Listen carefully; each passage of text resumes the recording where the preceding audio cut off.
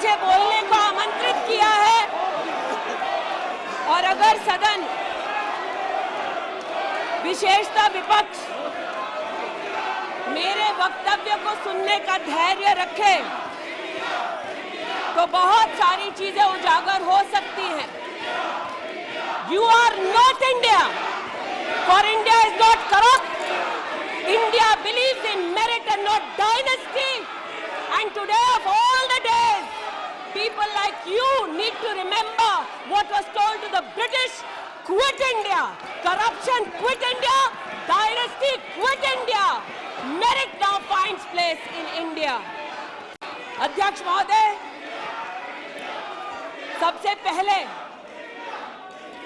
आपकी पीठ पर, आपके आसन पर जिस प्रकार का आक्रामक बर्ताव आज देखा गया,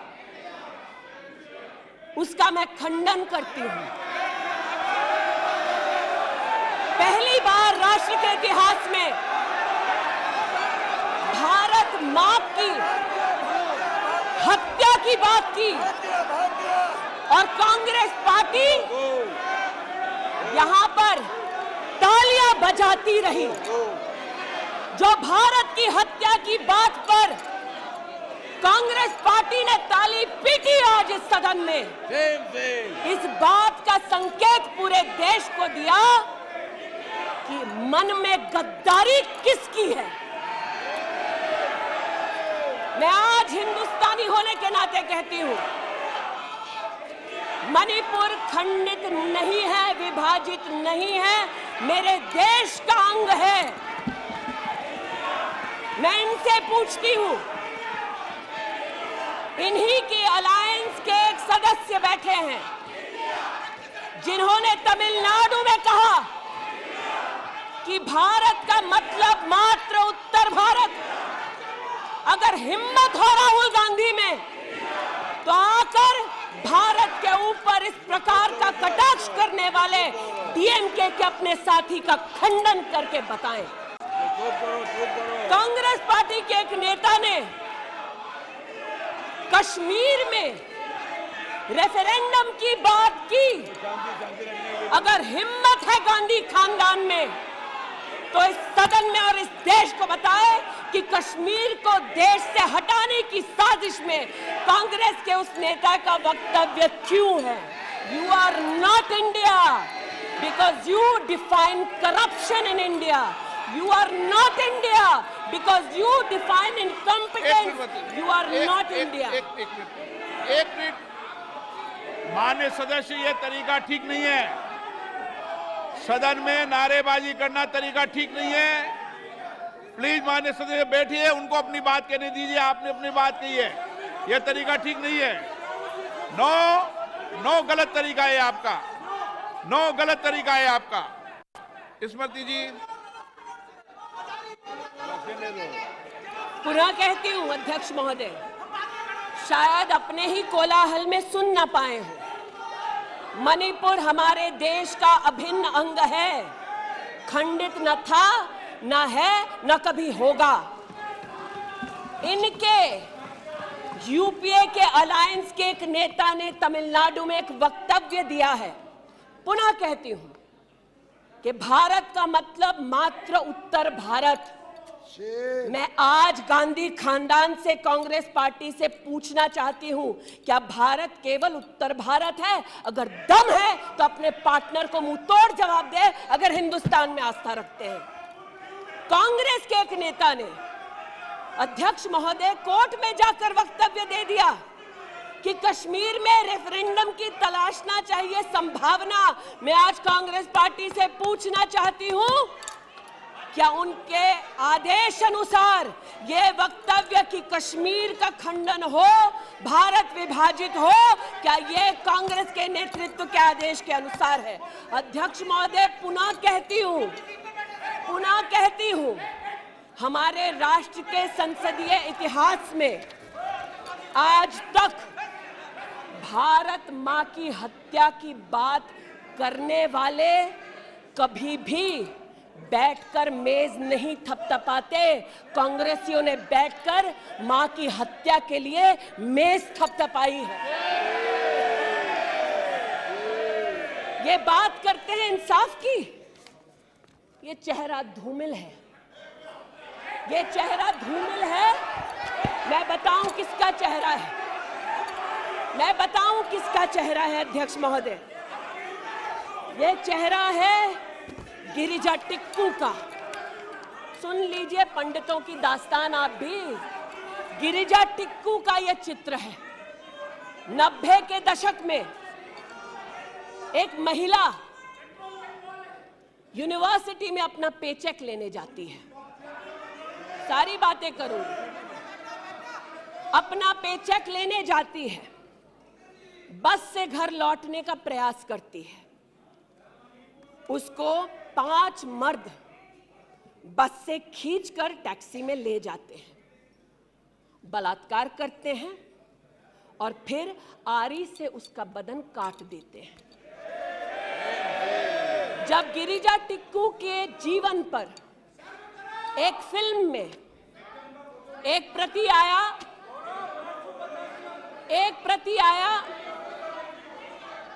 मैं आज कहना चाहती हूं कि कांग्रेस के कुछ प्रवक्ताओं ने उसको प्रोपेगेंडा कहा।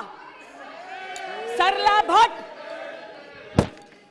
भट्ट, आप नहीं चाहते कश्मीरी पंडितों की दास्तान कहीं सुनाई जाए, आप नहीं चाहते वो आइडेंटिफाई हो एज विक्टिम्स। सरला भट्ट मेडिकल स्टाफ थी। 90 के दशक में उसको उसके इंस्टीट्यूट से अगवा करके गैंग रेप किया गया और सड़क के किनारे रखा गया। आज मैं पूछना चाहती हूं कि एक तरफ इनकी अलायंस के लोग हिंदुस्तान को विभाजित करने की बात करते हैं, ये आज अपने आप को इंसाफ के पुजारी बताते हैं, लेकिन मुझे बताइए गिरिजा टिक्कू, सरला भट्ट को कब इंसाफ मिलेगा? हर गली हर मोहल्ले में एक स्लोगन गूंजता था पंडितों के बीच, रलियू सलियू गलीव। पुनः कहती हूं, रलियू सलियू गलीव। आप चिल्लाना बंद करें, समझे पहले। रलियू सलियू गलीव। या तो अपना धर्म बदलो या कश्मीर छोड़ो या यहीं मरो। उनकी आवाज भारत की आवाज नहीं है। उनकी आवाज को आपने कभी नहीं सुना। मैं आज कहती हूं, इन्होंने कहा अश्रु बहाए, भ्रमण किया 84 के दौरान में। मुझ जैसे कई लोग देश की राजधानी में थे और किसी का वक्तव्य ना सुने अध्यक्ष जी। एक पत्रकार है प्रणय गुप्ता, उन्होंने लिखा कि सिख बच्चों को कैस्ट्रेट करके उनके अंगों को उनकी मां के मुंह में ठूसा गया। आज बोलती हूं, त्रिलोकपुरी में 30 औरतों को इकट्ठा करके चीला गांव में ले जाकर उनका बलात्कार किया। सुल्तानपुरी में एक महिला ने एफिडेविट दी है, मेरे हस्बैंड को मार दिया, बेटी को शादी से एक रात पहले उठाकर ले गए और उसका बलात्कार किया। एक 45 साल की मां ने कहा सिख दंगों के दौरान कि ना सिर्फ मेरे पति को मारा, ना सिर्फ मुझे गैंगरेप किया, बल्कि मेरे सामने मेरे बेटे पर केरोसिन छिड़ककर उसको आग लगा दी गई। और आज भारत की बात करते हैं, कहते हैं कि कश्मीर से कन्याकुमारी तक 130 दिन चल रहे थे। मैं जोड़ों के दर्द पर भाषण नहीं दूंगी अध्यक्ष महोदय, लेकिन इतना जरूर कहूंगी कि जिन वादियों को हिंदुस्तान ने खून से सना देखा है, जिन वादियों में गोलियों की आवाजें हर दिन सुनाई देती थी, जब ये उन वादियों में गए तो जैसे कश्मीरी कहते हैं शीन जंग कर रहे थे, बर्फ के गोलों के साथ अपने के किसी परिजन के साथ खेल रहे थे। अध्यक्ष महोदय, ये तब संभव हुआ जब प्रधानमंत्री मोदी ने धारा 370 हटाई। आज इस सदन में उल्लेख हुआ है कि ये गए हैं, I have been to Manipur, you might have not been. आज इस सदन में उल्लेख हुआ है कि ये यात्रा में गए और यात्रा में क्या आश्वासन दिया कि अगर इनका बस चले तो धारा 370 ये पुनः स्थापित कर दे। धारा 370 की वजह से कश्मीर की बेटियों को दहेज के लिए अगर प्रताड़ित किया जाता था तो वहां की बेटियों के पास कानून का सहारा नहीं था, क्योंकि इन्होंने धारा 370 लगाई।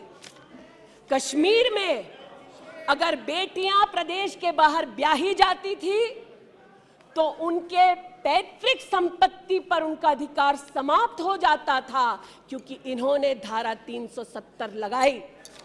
कश्मीर में अगर 14 साल से कम उम्र की बच्ची का 18 साल से कम उम्र की बच्ची का ब्याह रचा दिया जाता था तो उसे कानून का संरक्षण नहीं मिलता था, क्योंकि इन्होंने धारा 370 लगाई।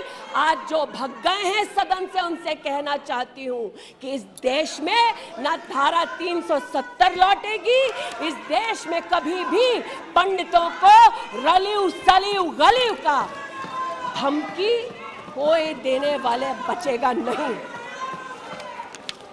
आज कई यहां पर बहनें उपस्थित हैं जो वहां से अपनी आक्रोश को और राहुल जी के प्रति समर्थन को व्यक्त कर रही हैं। 84 के दंगों का विवरण सुनकर, गिरिजा टिक्कू का विवरण सुनकर, और मैंने स्वयं अध्यक्ष जी मणिपुर के मुख्यमंत्री से बात कर त्वरित रूप से वहां पर लोग पकड़े जाएं, ना सिर्फ इसका वहां पर निवेदन किया बल्कि वो लोग पकड़े गए। सीबीआई की इंक्वायरी जारी है। लेकिन जो आज यहां बैठे हैं, मैंने उनसे पूछना चाहती हूं, और जो चले गए उन्होंने कहा वो राजस्थान गए हैं। और राजस्थान में क्या हुआ महोदय?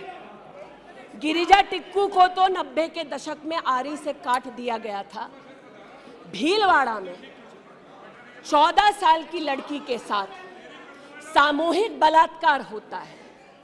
इस सदन से 2 महिला एमपीज उस परिवार से मिलती हैं।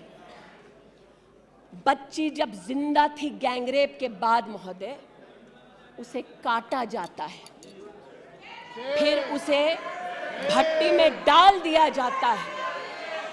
ये इन महिला सांसदों का वक्तव्य है कि जिस बच्ची को 14 साल की उम्र में जब जीवित थी गैंगरेप के बाद भीलवाड़ा राजस्थान में काटा गया, जलाने के लिए फेंका गया, उसका मात्र एक हाथ भट्टी के बाहर छूट गया था। मैं आज पूछना चाहती हूं अध्यक्ष महोदय, ये आज जो जोर जोर से चिल्ला रहे हैं, न्याय की गुहार इन्होंने तब नहीं लगाई जब 60 साल की एक महिला का पश्चिम बंगाल में उसकी नाती के सामने गैंगरेप हुआ। कोर्ट में केस लंबित है, इनका दिल नहीं दहला और पूछ रहे थे कि मणिपुर के बारे में आप नॉर्थ ईस्ट के बारे में नहीं जानते। जिन्होंने प्रस्तावना की उनसे कहती हूँ, नल्ली का मैसेकर हुआ, 5 मिनट के लिए कांग्रेस की एक नेत्री गई, लेकिन इनका क्या रुख था तब। 2012 में तरुण गोगोई जी ने स्वयं वक्तव्य दिया है कि दंगे हो रहे हैं, लेकिन कांग्रेस की केंद्र की सरकार ना ट्रूप्स दे रही है, ना इंटेलिजेंस दे रही है। कोकराझार की बात करते हैं, ये मेरा वक्तव्य नहीं है, तब के कांग्रेस के मुख्यमंत्री तरुण गोगोई का वक्तव्य है। कोकराझार में हिंसा होती है, धुबड़ी में 3-3 महीने कर्फ्यू रहता है। आज महोदय जो लोकतंत्र की दुहाई दे चुके हैं, हम बार बार इस सदन में इस सदन में बार बार इमरजेंसी की गाथा को याद करते हैं। इस सदन में हम लोग बार बार उन नेताओं को, उन सामाजिक संस्थाओं को, उन मीडिया के बंधुओं को, उनकी प्रिंटिंग प्रेस कैसे जबरन बंद कर गई उसको, इस पर विस्तृत चर्चा होती है। लेकिन इमरजेंसी के कालखंड में साधारण महिला का इन्होंने, कांग्रेस पार्टी ने क्या हश्र किया। स्नेहलता रेड्डी की आज बात करना जरूरी है। बेंगलुरु की जेल में बंद किया गया और इसलिए बंद किया गया क्योंकि वो सोशलिस्ट थी, भाजपाई नहीं थी, सोशलिस्ट थी। और जब बंद किया 2 मई 1976 को, तब उन्होंने अपनी प्रिजनर्स डायरी में लिखा, और मैं कोट कर रही हूं, जो पब्लिकली अवेलेबल है। As a woman comes in, she is stripped naked in front of everyone else. When a human being is sentenced, is the punishment not enough? Must the human body be degraded and humiliated? ये स्नेहलता रेड्डी के शब्द है जो उन्होंने emergency के कालखंड में jail में लिखे, अपनी अचीवमेंट्स को बताते हुए। जून 6, 1974 में स्नेहलता रेड्डी लिखती है that at least I have achieved something here. I have stopped the horrible beatings the women prisoners used to get. ये कांग्रेस का इतिहास है और ये भारत की बात करते हैं। अस्थमा की पेशेंट थी ये महिला, जेपीजी को तो डायलिसिस ना करने दिया, अस्थमा की इस पेशेंट को दवा नहीं लेने दी। वो 2 बार एस्थमेटिक कोमा में गई और एस्थमेटिक कोमा में जाते जाते जब उनकी हालत बिगड़ी तो पैरोल पर उनको 15 जनवरी 77 में छोड़ा। चार्जशीट में इस औरत का नाम नहीं था और 5 दिन बाद उनका देहांत हो गया। इनका इतिहास खून से सना है और जिनकी हत्या हुई आज वो इनको कटघरे में नहीं ला सकते, इसलिए आज इस सदन में मैं उनका नाम ले रही हूं, उनके बारे में बोल रही हूं। चाहते हैं कि मणिपुर पे चर्चा हो, मणिपुर पे चर्चा करने के लिए बार बार पार्लियामेंट्री अफेयर्स मंत्री ने गुहार लगाई, बार बार देश के गृह मंत्री ने कहा, हमारे श्रद्धेय राजनाथ जी ने भी कहा कि आप मणिपुर पे सदन पर चर्चा कीजिए, हम चर्चा के लिए तैयार हैं, भागे ये, हम नहीं, भागे ये और हम नहीं। और भागने के पीछे कारण क्या? क्योंकि गृह मंत्री जब बोलने लगेंगे, परतें जब खुलने लगेंगी, तब ये मौन साध लेंगे। मौन मुद्रा का उल्लेख हुआ था, मौन थे ये लोग कई चीजों पर और आज भी हैं। अध्यक्ष महोदय, मेरे हाथ में केपीएमजी की एक रिपोर्ट है जो इनके कार्यकाल से संबंधित है, जो कहता है कि करप्शन की वजह से यूपीए की कार्यकाल में हमारे देश की जीडीपी की ग्रोथ को 9% का नेगेटिव इम्पैक्ट होगा। ये अंतर्राष्ट्रीय एजेंसीज बोल रही थी, लेकिन ये चुप थे, आज भी चुप हैं। जो लोग जीरो लॉस थ्योरी सिखाते थे, आज उसी कांग्रेस के एक नेता को कोयला घोटाले के लिए सजा हुई है और वो चुप है। लेकिन चुप और बहुत सारी चीजों में रहे महोदय। 2005-06 में यूपीए की सरकार को यह ज्ञात हो गया था कि खुले में शौच करने की वजह से महिलाओं का बलात्कार हो रहा है। 2005-06 में इनको पता था, ये सरकारी सर्वे में ज्ञात हुआ है, लेकिन ये चुप थे। 2010 में वर्ल्ड बैंक की रिपोर्ट ने कहा, इनकी तब सरकार थी, कि स्वच्छता ना होने की वजह से देश की जीडीपी पर 6.4 का नेगेटिव इंपैक्ट है। ये चुप रहे। महिला का बलात्कार खुले में शौच में हो रहा था, इनको पता था, ये चुप रहे। 2014 तक देश में केवल 39% आबादी को इन्होंने टॉयलेट की व्यवस्था सुनिश्चित करके दी। 2019 तक 100% कवरेज हुआ। 110 मिलियन टॉयलेट। ये हंसते हैं इस पे अध्यक्ष जी। शायद इनको पता नहीं है कि एक महिला के लिए दिन की शुरुआत में शौच के लिए बाहर जाना या सूर्यास्त का इंतजार करना, शौच के लिए बाहर जाना और वहां उसका शारीरिक शोषण होना, बलात्कार होना, ये कितनी बड़ी सामाजिक और क्रिमिनल चुनौती है, इस बात से इनको कोई सरोकार नहीं, इसलिए उपहास का विषय बनाते हैं। आज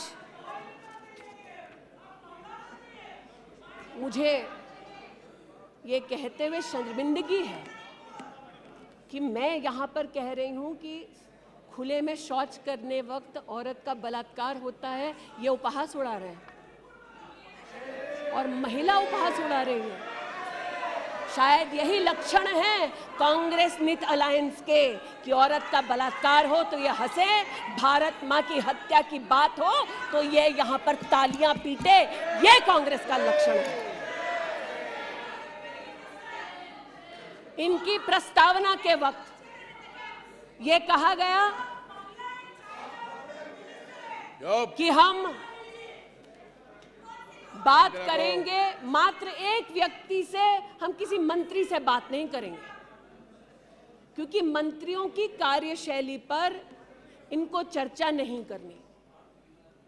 और शायद सच भी है, इनका अपना अनुभव है कि इनके यहाँ पावर का केंद्र बिंदु एक था। यहाँ पर फर्क ये है कि हम सब कलेक्टिव रिस्पॉन्सिबिलिटी के भागीदार हैं। इसलिए आज जब गजेंद्र शेखावत जी के मंत्रालय की ओर से टॉयलेट की व्यवस्था होती है तो मैं एक महिला सांसद और नागरिक के नाते इनका भी उतना ही अभिनंदन करती हूं जितना कि प्रधानमंत्री जी का। जल जीवन मिशन महोदय, हमारे देश में जब इनकी सरकार थी तो मात्र 3 करोड़ परिवारों तक नलके से पानी पहुंचता था। अब 2019 का आंकड़ा कहता है कि आपने तब तक 9.5 करोड़ तक पानी पहुंचाया और अब लगभग 19 करोड़ 40 लाख और 12 करोड़ 40 लाख तक आपका पानी नलके से पहुंच चुका है। लेकिन इनको इससे भी सरोकार नहीं कि अगर टॉयलेट बना, महिलाओं का शोषण कम हुआ, देश की साधारण महिला का सम्मान बढ़ा, तो इनसे इनका कोई सरोकार नहीं। स्पष्ट है, गरीब के घर में नल से जल पहुंचा तो कांग्रेस का उसका कोई सरोकार नहीं। ये स्पष्ट है और सही है। हमारा सरोकार है, देश हमारा है, सेवा हमारी है। आज ये उत्तेजित है कि मैं इस सदन में मंत्रिमंडल के अपने कई सहयोगी साथियों का वर्णन करती हूं। एक ऐसी महिला मंत्री का वर्णन कर रही हूं जो वर्तमान में नहीं है। जनधन के माध्यम से 23 करोड़ महिलाओं का बैंक का खाता खुला। ये इनके लिए कोई मान्यता नहीं रखता, ये मुझे स्वीकार है, ये हमारे लिए अहम है। मुद्रा के माध्यम से 40 करोड़ लोगों को जो जीवन में कभी व्यवसाय नहीं कर पाते थे, जिनके पास कांग्रेस की पर्सनल डायलिंग मशीन नहीं थी, उनको मुद्रा का लोन मिला। 27 करोड़ लोन महिलाओं को दिए गए।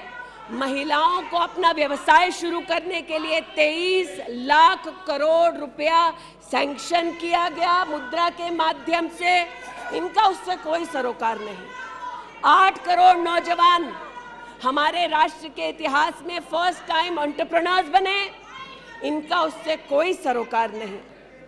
1,80,000 अकाउंट्स में स्टैंड अप इंडिया का 40,000 करोड़ का पैसा दिया गया। 80% महिलाएं। एक मिनट प्लीज, क्या तरीका है? वह अपनी बात कह रही है, तथ्यों के आधार पर कह रही है। आपको खंडन करना है तो आप बोलना, जब तथ्यों के आधार पर करना गलत बात है। नो गलत। माननीय मंत्री जी की अनुमति से सर मैं पुनः बोलूं तो जैसा कि मैंने कहा, महिला का अगर आर्थिक सामाजिक उत्थान होता है तो इससे इनको कोई सरोकार नहीं। सेल्फ हेल्प ग्रुप की बात करते हैं। जब इनकी सरकार थी तब मात्र 19 लाख सेल्फ हेल्प ग्रुप्स को इन्होंने 80,000 करोड़ का लोन दिया। हमने 9 करोड़ महिलाओं को 5 लाख करोड़ की आर्थिक व्यवस्था करके दी देश के सेल्फ हेल्प ग्रुप में। यह हमारा अभिमान है। जो आज महिला के बारे में चर्चा कर रहे हैं, बंद करो सर। जब इन्होंने महिला संबंधित बजट की व्यवस्था की तब इनके कार्यकाल से 130% ज्यादा बजट हमारे प्रधानमंत्री जी ने देश की महिलाओं को समर्पित किया। ये हमारा अभिमान है। आयुष्मान भारत के अंतर्गत 10 करोड़ परिवारों में महिलाओं को आयुष्मान भारत का कार्ड मिला। आज तक 2 करोड़ 60 लाख महिलाओं ने हॉस्पिटल वेलनेस सेंटर में सुविधाएं ली। ब्रेस्ट कैंसर में 12 करोड़, सर्विकल कैंसर में 8 करोड़ महिलाओं ने स्क्रीनिंग कराई। इनका उससे कोई सरोकार नहीं, बल्कि इनका उनसे सरोकार है दिल्ली में, जिन्होंने आयुष्मान भारत योजना दिल्ली में लागू ही नहीं की। इनका उनसे सरोकार है। देश में मोदी सरकार में 3 करोड़ 84 लाख घर बने, जिनमें से 2 करोड़ 86 लाख महिलाओं को मिले। इनका उनसे कोई सरोकार नहीं, क्योंकि गरीब महिला लखपति दीदी बन गई, वो हमारा अभिमान है, इनका नहीं। हमारे देश में 8 करोड़ 50 लाख बेटियों ने समग्र शिक्षा के माध्यम से स्कूल में सेवा ली, मुफ्त टेक्स्ट बुक की सेवा ली। बेटियां का ये उपलब्धि हमारा अभिमान है, इनका नहीं। 5 लाख से ज़्यादा बेटियों के लिए स्कूलों में अलग से टॉयलेट की व्यवस्था हुई। ये इनका अभिमान नहीं, हमारा अभिमान है। हमें अपनी बेटियों पे गर्व है। 5 लाख दिव्यांग बेटियों को मंथली स्टाइपेंड मिलता है। ये सेवा हम देश की बेटियों को दे सकते हैं। ये हमारे लिए बहुत बड़ा प्रभु का उपकार है। 1,28,000 बेटियों को मेरिटोरियस स्कॉलरशिप दी जाती है, 12,000 रुपए की हर साल। ये सेवा का मौका परिवारों ने हमको दिया। 2 लाख से ज्यादा बेटियों को सेल्फ डिफेंस की ट्रेनिंग दी जा रही है। आज एलिमेंट्री एजुकेशन में बेटियों की एनरोलमेंट 100% है इस देश में। ये हमारे देश के लिए गौरव की बात है। आज पहली बार फीमेल एनरोलमेंट उच्च शिक्षा में महोदय 2 करोड़ से ज्यादा हुआ है महिलाओं का। ये देश के लिए गौरव की बात है। आज दलित बेटियों का एनरोलमेंट बढ़ा है 38%। दलित बेटियों का उल्लेख करती हूँ, ये चिल्लाते हैं इनको दलित बेटियों से सरोकार नहीं, हमको है। ये हमारे लिए गर्व की बात है। आदिवासी बच्चे, लड़कियां 63% उनका एनरोलमेंट बढ़ा महोदय। आदिवासी बच्चों के साथ इनका कोई सरोकार नहीं। आदिवासी बेटियों ने हमारे प्रधानमंत्री को सेवा का मौका दिया। ये हमारे लिए प्रभु की असीम कृपा है। नॉर्थ ईस्ट की बात करते हैं तो महिला ने नॉर्थ ईस्ट में 34% की इंक्रीज हुई है इनरोलमेंट में।